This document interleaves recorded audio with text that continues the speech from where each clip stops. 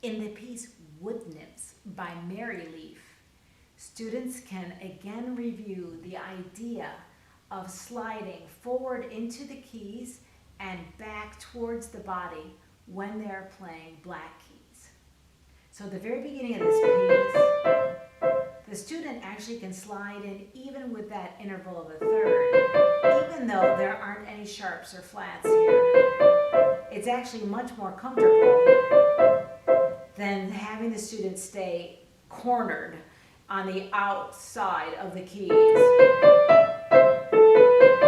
Right, that's very uncomfortable if we have our students play only in this part of the key bed, and we want to make sure that our students are not curling their fingers, they're not gripping, bracing, they're not playing on their fingertips, because then their little fingers are playing from this muscle joint, which is not where they should be playing from, and it just causes a lot of ugliness in the sound. Right, so we want to make sure that students do not look like that at any time. So have them release their wrist so it's soft and flexible. We want to make sure the 5 fingers become the same length, and the only way to do that is by shifting the weight of the hand from left to right when the students are ascending. And here, if we have the students slide forward into the keys,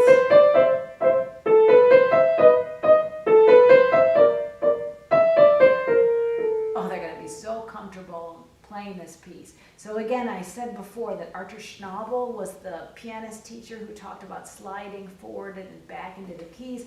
And in succeeding at the piano, I always talk about feeling north, south, west, and east. North, south, west, and east. North, south, west, and east. And in this way, even if you do all east and then east and west, the students will feel tall and long at the piano bench, and they will open up their chest so that they feel comfortable and released with their arms and their shoulders.